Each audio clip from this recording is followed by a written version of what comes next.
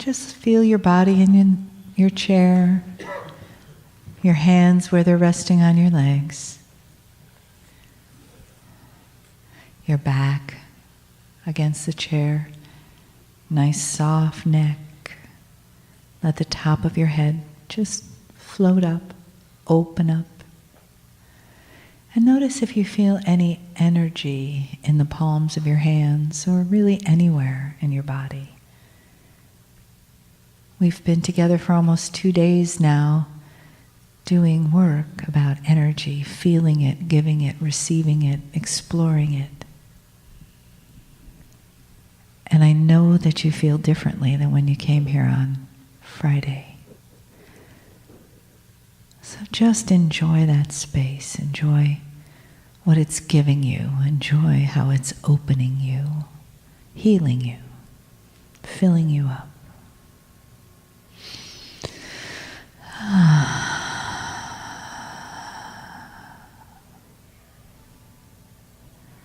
So you may, whenever you're ready, open your eyes or keep them closed, whatever feels right to you.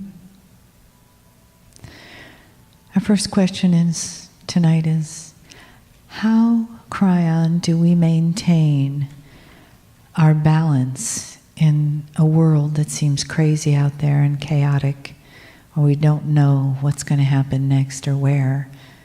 We don't know where we're going to be, if we're going to have a job, what the economy's like. How do we find our own personal balance in that?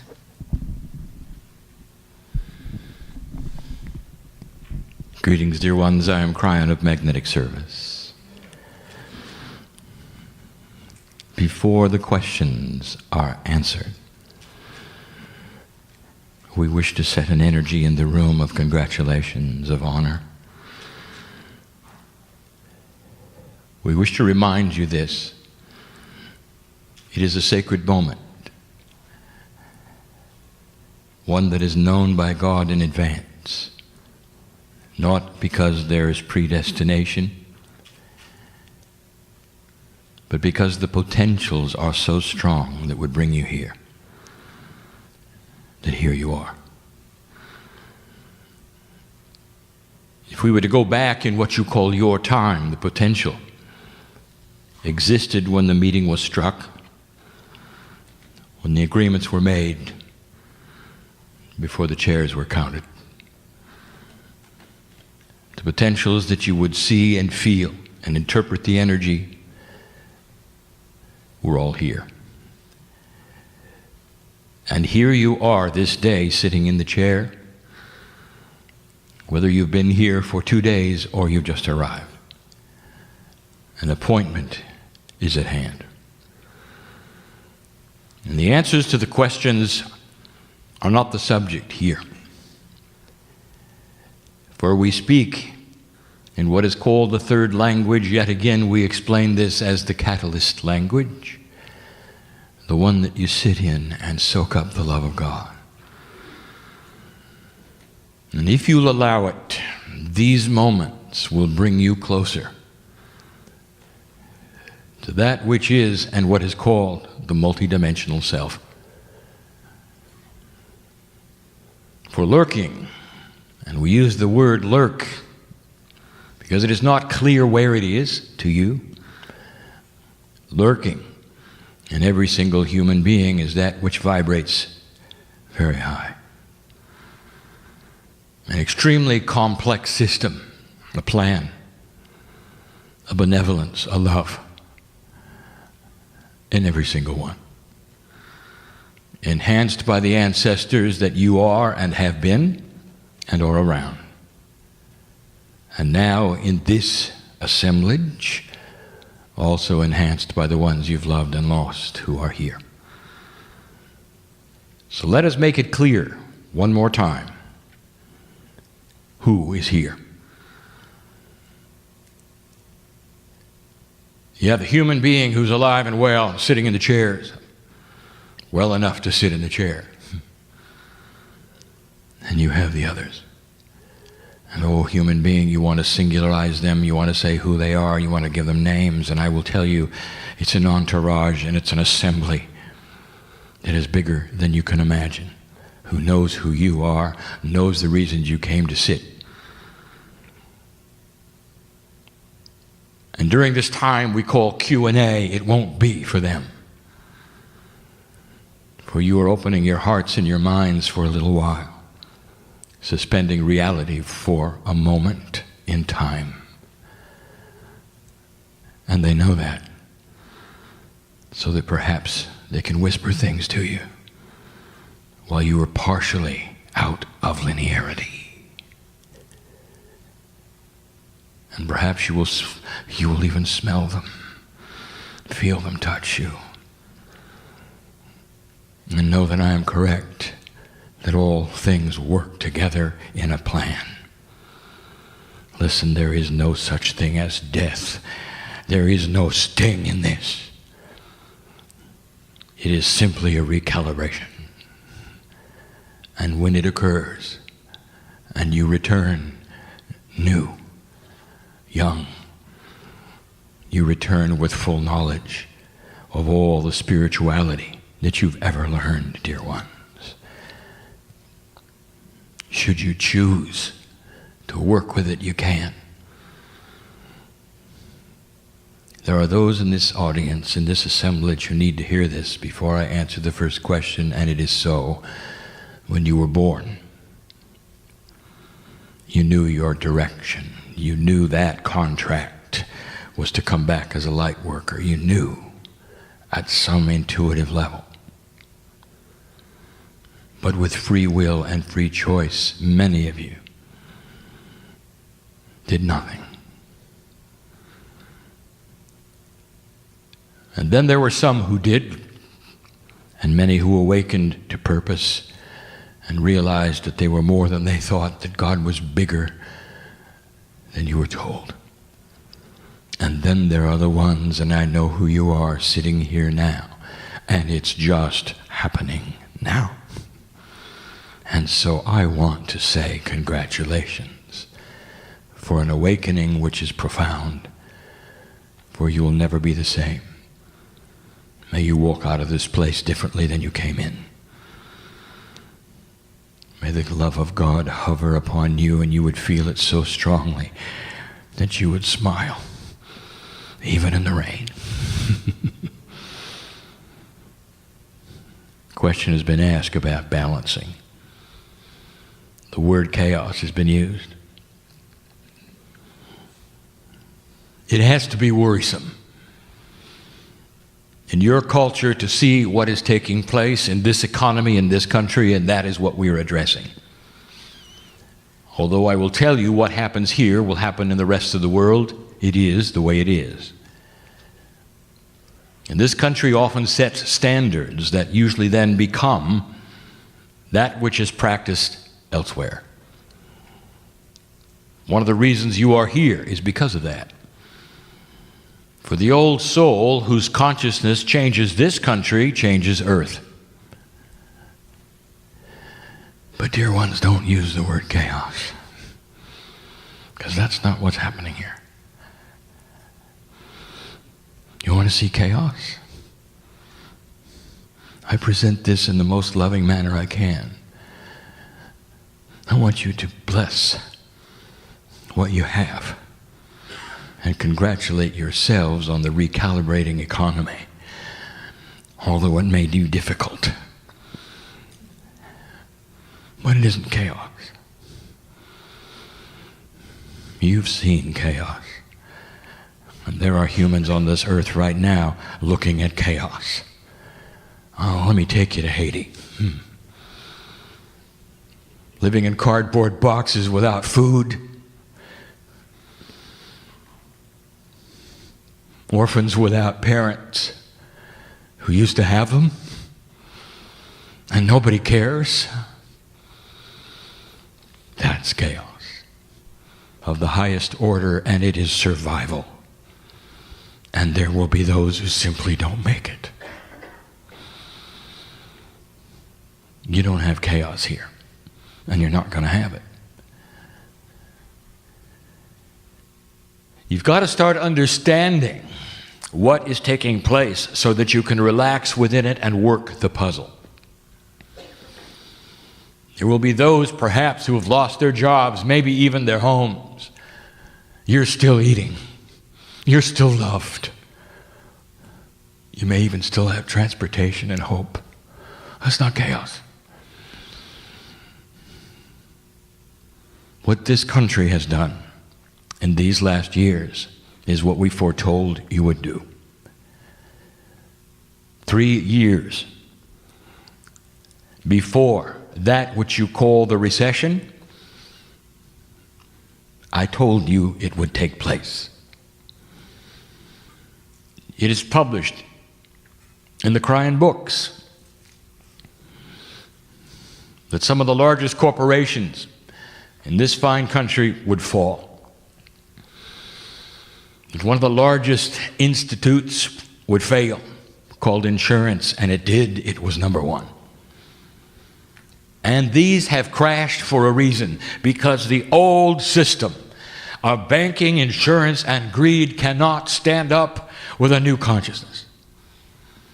And in the process, the fine balance is to take them to that point, not where they will crash, but where they can still sustain the economy in a marginal way, so there isn't chaos. So there is food, and there is caring, and there is health care while they rebuild.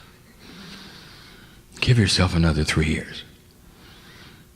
Watch it start to improve. The rules are so new that even those that call themselves bankers don't know what to do with their money. Too new. Still demonstrations outside that which you call the exchange, showing disapproval even now with the system of greed. Watch for a balance to occur that is fairer for all. Watch for banking and insurance to start progressing to something that it always should have been, but never could achieve in an old energy of greed. Oh, also watch for some steps backwards and then forwards. For the greedmongers are always there, and they will try things to pull it backwards, to get their way. Only this you'll watch. For the first time, public outcry will create an almost instant reversal every single time they try, and that's a first. In the past, when they wanted to pass those kinds of rules so they would make more and take less from you and more from you as they deemed proper in their own minds, all they had to do was do it. And now they can't, because everyone is watching. And what did we tell you some years ago? There would come a time when everyone can talk to everybody, and there can be then no secrets. This is the key. It is the key for you in your endeavors to hold the light in this country. We'll build a new system slowly that will then create again the kind of abundance you were used to. The unemployment rate will start going down, and you will recover. And you remember these words and the timing. And perhaps then you can look back and say, it was worth the effort. It was worth the effort. Balance yourselves, light workers, and understand what is going on. It's what you signed up for. It's why you're here. I dare you to celebrate the recession.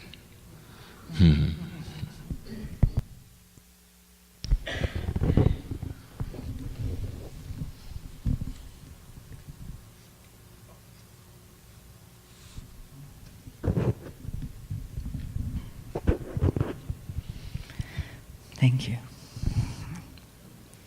So the second question is a couple of parts here. What, if any, are the physical symptoms of ascension? And am I not being spiritual if I go to the doctor? And at what point do I seek medical attention?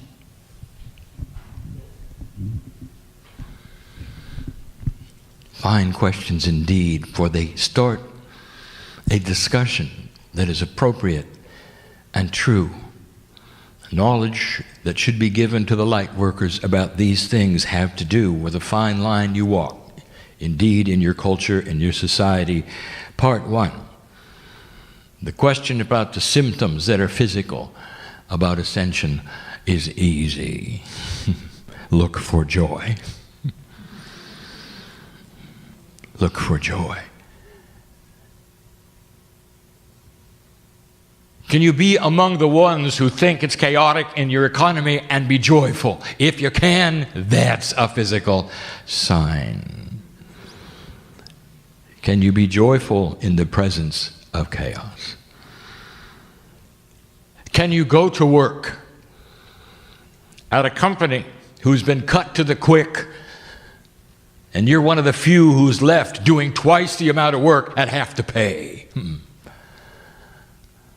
And can you be joyful being there? Even though others show up and complain,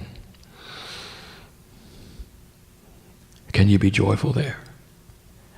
That is a symptom of ascension. It is easy. It is easy. So there are those who are saying, I can't do it. I hear you.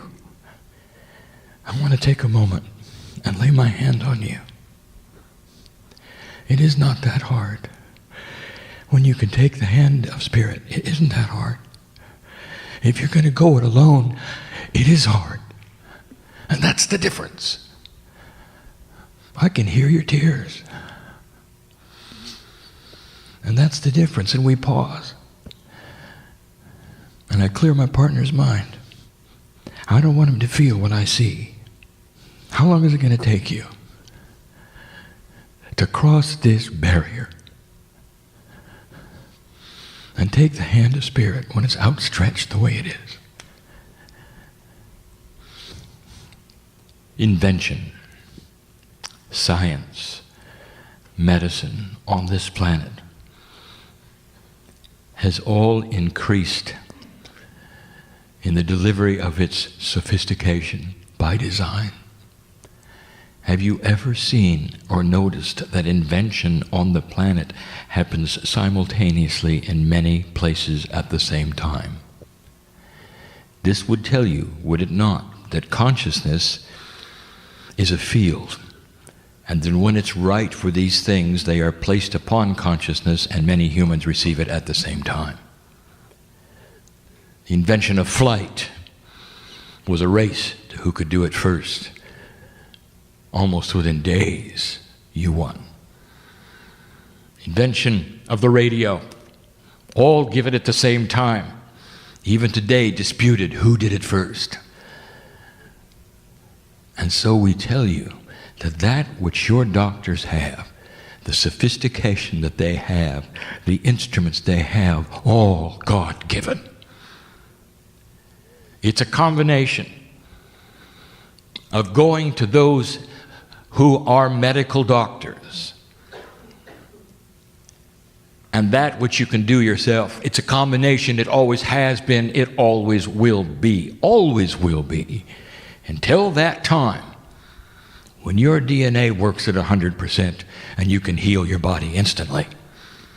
But at this juncture where you have DNA working at 30%, there is only so much you can do for yourself. You can start a process, and then you can have the doctor measure it.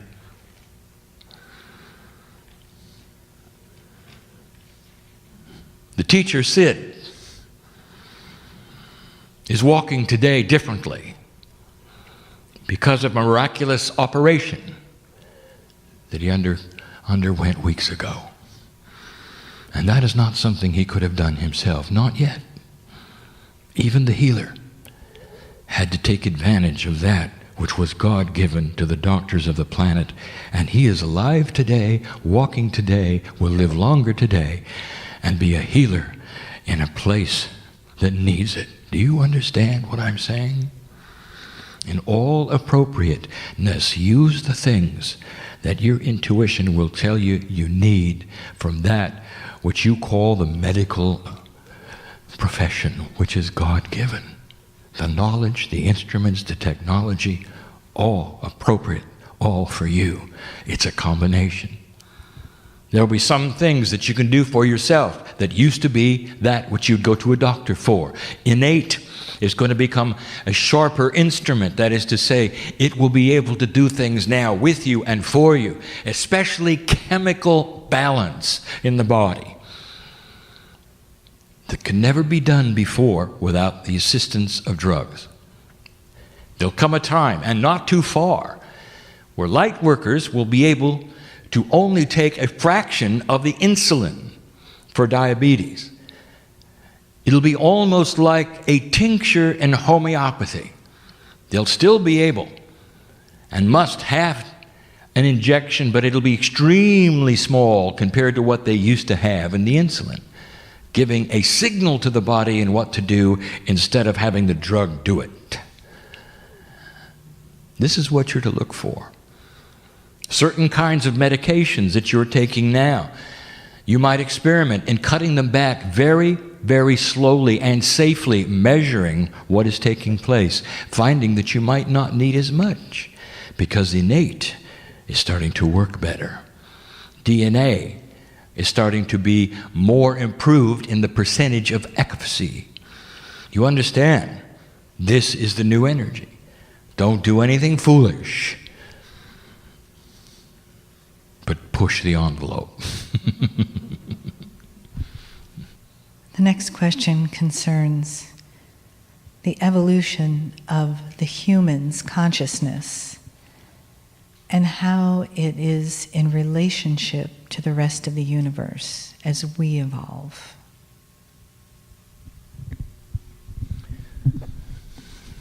Incredibly insightful. And given by somebody who already knows the answer, or they could not have constructed the question. One modifies the other. From the beginning, we have told you that this planet is a test of energy. It's not a test of humans. Do you understand the difference? It's a test of energy. In what direction and vibration will the energy of the planet go when measured by those entities called human beings, which are really angels in disguise, walk among that which we call the entities of Gaia? The test of Earth is about the universe. And we have told you this, it is the only planet of free choice, the only one. If you want to know the lineage of how this has worked, a benevolent God creating the universe with intelligent design, there's a plan. And there are planets that are populated even today that used to be the only planets of free choice. One of them, which will become nameless, is your seed. And that is in the Pleiadians. And they were the last one. They passed the torch to you. Approximately 100,000 years ago, the earth began to be seeded. The creation story is well known, has been told over and over by myself, and now the earth sits in that fulcrum of testing. And it will do so for a great amount of time until the vibratory level is high or not, when it is tested finally. Not in your lifetime, not in the next lifetime, not in the next 10 lifetimes will this take place. There is much time left for this planet to be then measured. Let me rewind what you call your time clock, and let us go back almost 200,000 Earth years. And I want to place yourself not here, but on a nameless planet where the Pleiadians are, in the Seven Sisters. And they were on the cusp of graduation. Let me describe a planet that is at peace. Oh, dear ones, they're here. You know they are. there's a benevolent, caring seed of you. And they shine like the sun. They became quantum. They became multidimensional. They found their higher selves.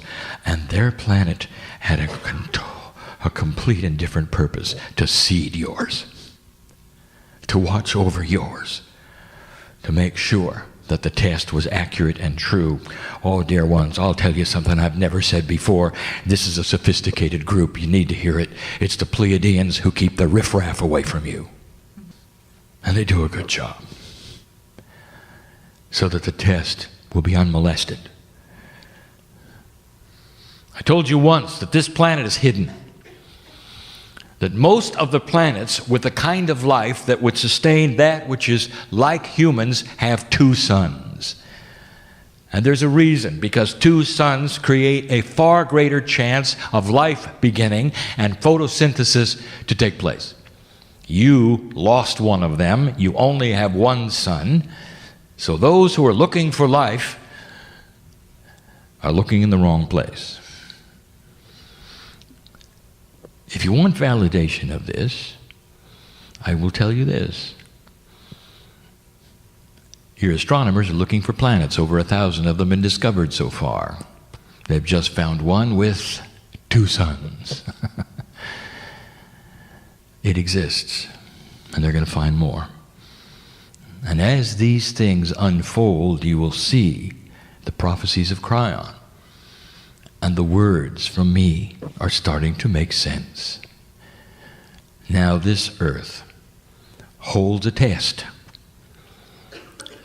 Go back with me 200,000 years.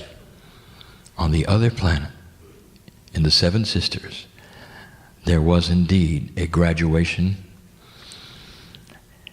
I cannot explain this to you, for it's not in 3D. But let me tell you this, that when that planet was measured and seen for what it became, the rules of this galaxy changed. Your universe is this galaxy. Other galaxies, different rules. Other galaxies, different physics. There is no one physics for the universe. So think only on your galaxy. That which is in the middle contains energy you have not yet discovered. You have no idea what it is or why it is. It is a multidimensional energy that defies all physics ever known. It's far grander than a black hole. It's part of the plan. It provides communication. There's even spirituality there. The universe, made of these galaxies, all have tests going on. In this galaxy of yours, you are the only planet of free choice. 200,000 years ago, this galaxy changed phenomenally. The rules changed because of the Pleiadians.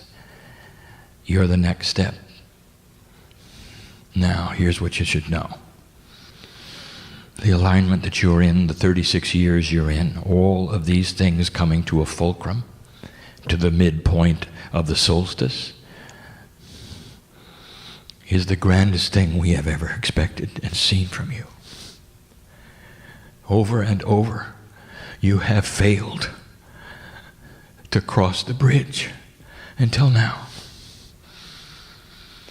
And you can find many prophecies that said you wouldn't. That's how common it is.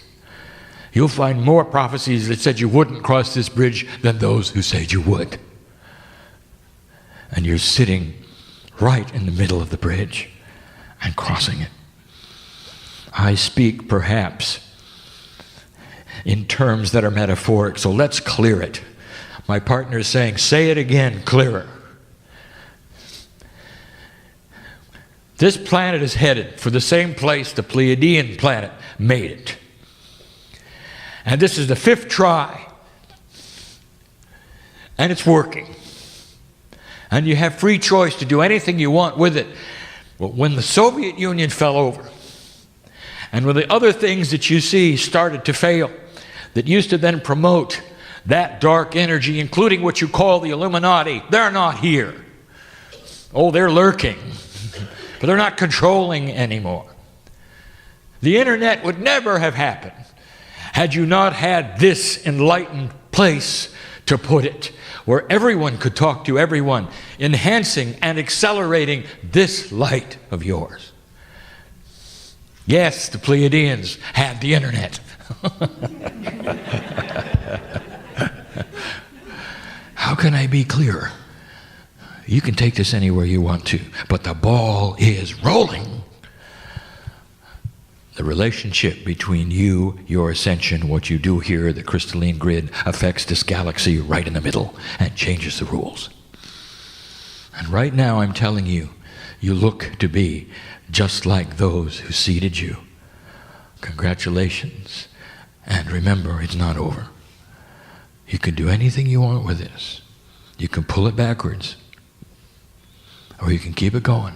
Light worker, that's why you're waking up. Kryon, you've spoken about the new earth.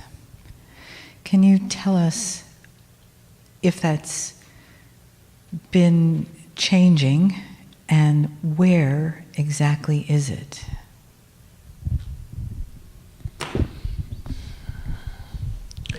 Question was just answered. You're sitting upon it.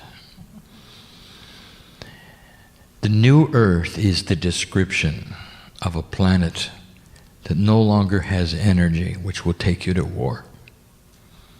The new earth is a description of a planet who is ripe and ready for human beings to live a great deal longer than they live.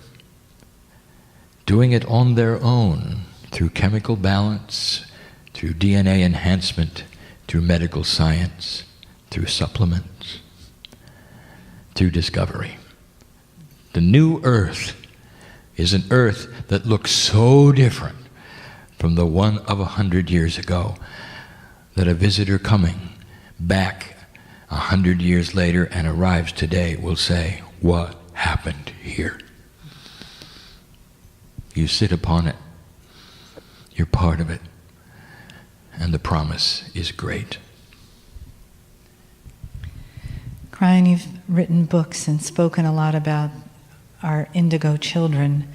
How can we, as parents and even those of us who are not parents, support children with ADD and ADHD diagnoses, and how can we honor them in the public school system that we have now? Let us be clear that Spirit did not identify them as indigo. A human did. For Spirit, these children are simply children of new consciousness. Now, my partner made a point earlier to say that there is no such thing as generalization of consciousness. And just as it is true that every single one of you is remarkably different from your lives, from what you believe, to the path you're leading, spiritual beliefs, and what you must do. Every child who enters this planet of new consciousness is at different levels of it. The ones who are the highest level, that is to say, the ones who are the most quantum, you have a name for. Autistic. They are savants. They have no linear barriers in their brain. They are ultimate uber conceptuals. And they have an incredibly difficult time with your linearity. The parents in here of an autistic child know that when you speak to them and they look at your voice, if they will even look in your eyes, they can't understand it. You can see their brain struggling to put the words in a row, to place them in their brains in a row. That's how you speak. That's the linearity you have, and they don't. And they struggle to linearize. You're going to discover how to work with the autistics eventually. And it's going to come with you becoming more conceptual and giving them burst information that they can understand. And it may take some technology that you have not seen. You go on down that scale of enlightened conceptual human beings that are being born now, and you have then what I would call the mode, the average. The children are coming in far, far less linear. And so that is to say, they want discipline, they want understanding, and they want teaching in conceptual ways. They have scoped the energy of the puzzle and have the answers ready before you open the door. They know what they know long before you tell them what they should. In school, they're bored. They're bored. You cannot give them pablum when they see so much more the whole meal. Learn how to teach these children conceptually.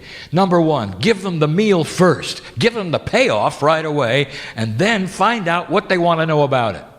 It's backwards. You start by giving them the facts leading up to the payoff. If you're going to teach algebra, you have to start with math. You have to start with the principles. You have to start with this and that. Why not start with algebra and ask them what they don't understand? You see the point? Show them what's happened on the earth. Give them a synopsis of human history and ask them what they'd like to know about. There is a new way of teaching afoot. And it's exactly backwards than you think, and the children are going to rise to the occasion, and it will be a challenge. It will be exciting. It will be a puzzle. And you're going to have to work harder at it because each child is going to have a different path. There are schools operating in this way right now. Study them and see them and try to slowly implement these things where they're not being implemented. And now the obvious. Don't wring your hands and wonder what is going to become of these children. Let me tell you what's going to become of these children. They're going to be so disappointed in the way school works, they're going to become teachers and change it. You see? Look at their age. You got a 10-year-old who is struggling, not doing well, bored in school, having trouble, 10 years old. Look at the age. Now, how old is he in a decade? A simple decade. Old enough to be in that study group. Perhaps even to have graduated and be on the cusp of his degree to be a teacher. 10 years, that's all. It's happening sooner than you think. And then another 10, and they will be the principals, the administrators, what you call the bean counters. It will make a difference. It's on its way. So understand what I'm saying. The consciousness now is not going to stay now. And yes, you may have to have the old energy stay until it retires.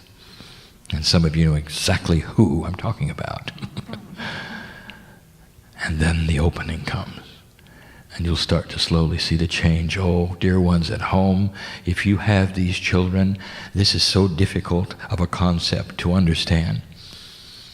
They know about your relationship at home more than you do. They know the energies, the difficulties, the puzzles. They're not like you used to be. These children have a concept of life.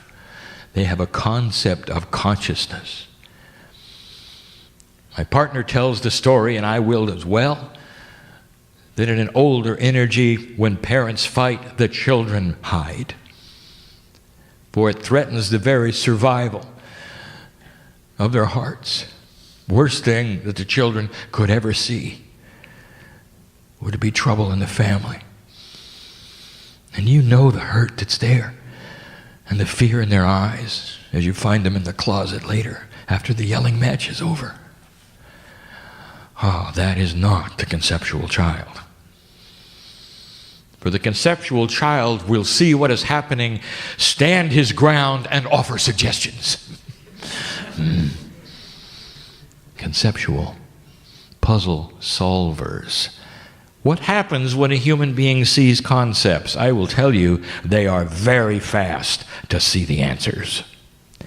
A linear human has to walk through the linearity of the puzzle, piece by piece by piece. And by the time he gets to the last piece, he's forgotten the first.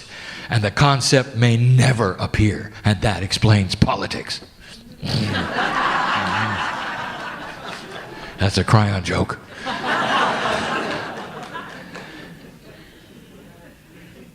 The children of new consciousness are also going to be your congresspeople. And you're going to see conceptual solutions to problems that have been hanging on the shelf, unsolvable for decades. But when the conceptuals arrive, they'll see it as a group. Bam. Problem solution. They work together. You'll still have a party system, you'll still have disagreements, all of the things you have now, but you'll have concepts you've never seen, and there'll be some of you who will slap your heads and say, why didn't we think of that before? And the reason is because you're looking at a different kind of thinking. It's more enlightened. Oh, not all of the children are enlightened, but most of them are conceptual. They have the same opportunities you do to find that which is their higher selves. They're not born spiritual any more than you are, but they're born conceptual. So that's what you can do. And the final one is this.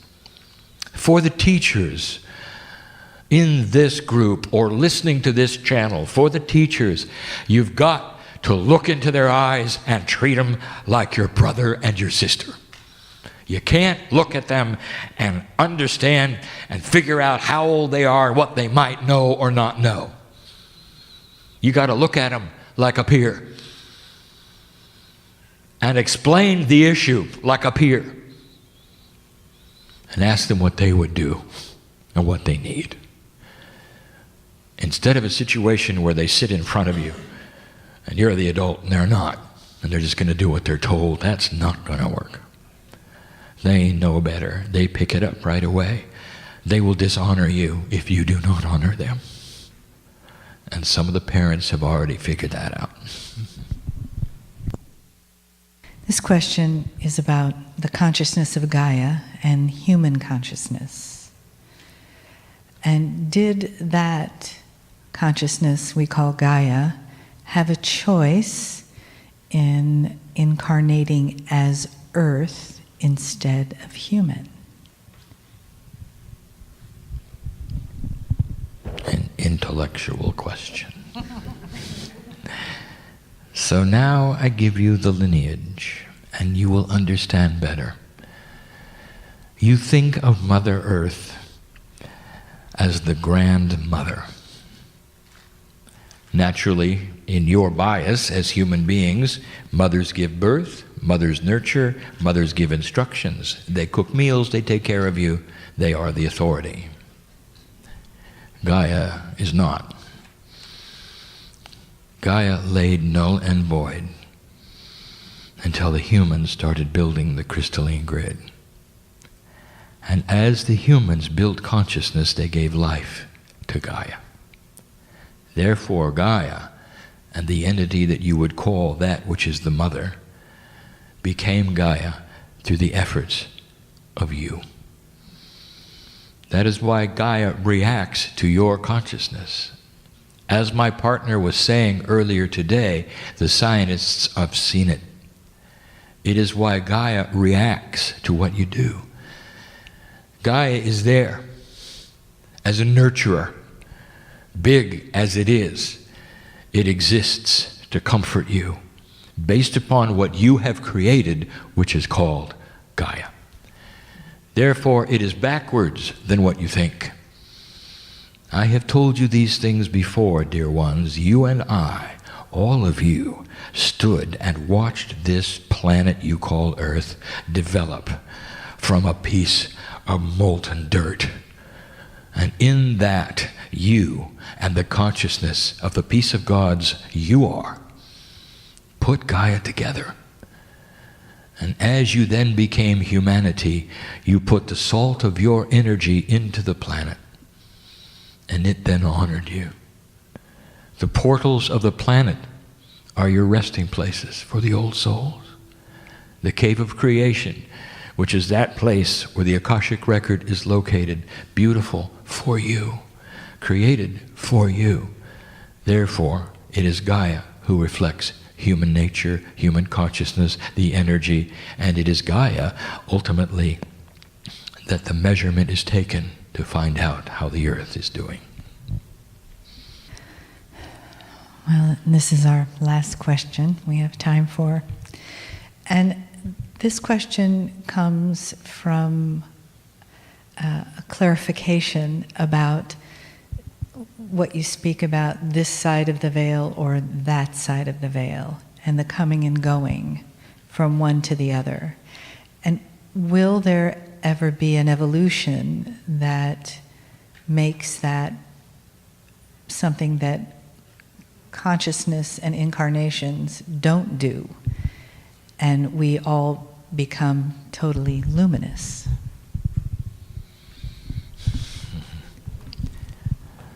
Let's ask a Pleiadian. And they're here. When they seeded the earth, you won't find any bodies. You know they stayed, don't you? They had to.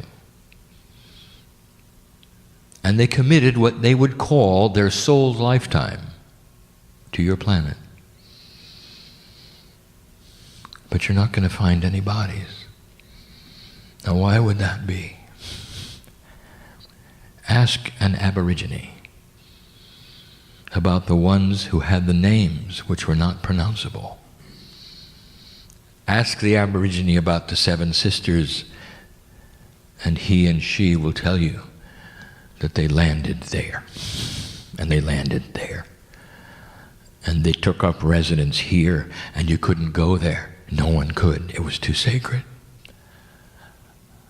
And how long ago was that? 30, 40,000 years. And this day, right this minute, they're guarding the same places and saying they're still there. They feel the energy. I'm giving you a roundabout answer to a very good question. The Pleiadians are in graduate status. They no longer incarnate because they don't die. The cold sore, that which is the core of the soul, is connected so strongly because they have quantumized all that they are, that they become the singular soul. Now my partner is saying, stop and start again. And I will.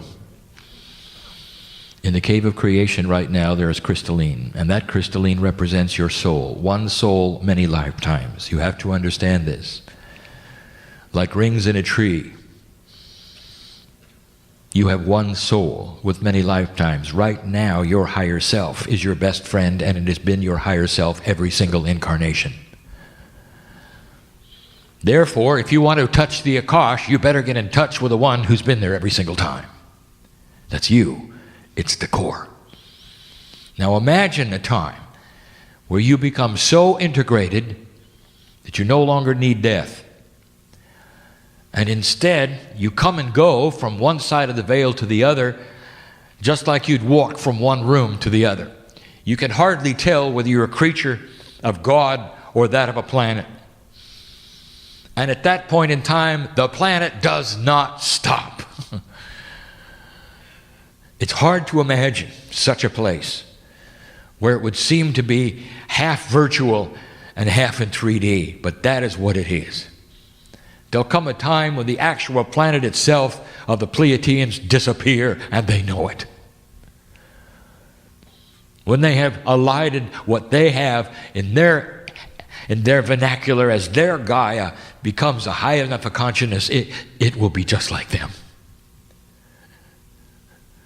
Yes, as you come to a place where you are able to touch your higher self, and this spreads to other humanity, and it's not in this generation or the next one or the next one or the next one. We are talking about a lot of years. You know that. And when it takes place, and it could, just like it did there will be no death. There's 2 places on the planet right now that are very, very Pleiadian. You might say they have decided to reside there in their multidimensional states where there is no time, where they wait for you to do something. And now I present it to you. In the mountain called Shasta, they're there. Climb the mountain. You'll see them. Some of them will show themselves. They love you. You're a sister and a brother. The original teachers of Lemuria reside in the island of Kauai. And that is why that island has never been and never will be conquered by a king, by military, or government. It cannot be. For they live there. And they wait. They never died. They've been on this planet as long as the planet sustained enlightenment. 100,000 years. What are they waiting for? I'll tell you what they're waiting for. They're waiting for what you're doing right now. If you pass this 36-year timeline and plant the seeds that we think you're planting, that we see that you're planting very slowly, and sometimes what you think chaotically, you're going to cross that bridge that we said you were going to cross 22 years ago. And I promise you there'll come a day when you're going to meet them. And they're going to say to you, well done, sister. Well done, brother. And then and only then can they go home. And it won't be long past that you'll start to understand what it's like to ascend. Now that's the far future. And it's speculation based upon potential. It's not fortune telling. It's predisposed, not predestined. Big words. So let us finally return to where we started. You're going to have to balance. I told my partner to shut it out, and he did. I told my partner not to feel what I saw, so that he wouldn't come away with anything out of integrity. For it's not up to him to see those in this room who have secrets, or in trouble, or in confusion. But I see it. And I don't want to let this group of precious old souls leave this room without taking the hand that is theirs in the higher self. At least try it. And leave different. It is so available and so difficult at the same time for you to believe it, or believe you need it, or for some of you even to want it that bad. Fear of enlightenment is always there. Oh, shaman. Let's talk about the shaman and those in the audience. You got 3 of them, 1 credentialed. I know who's here.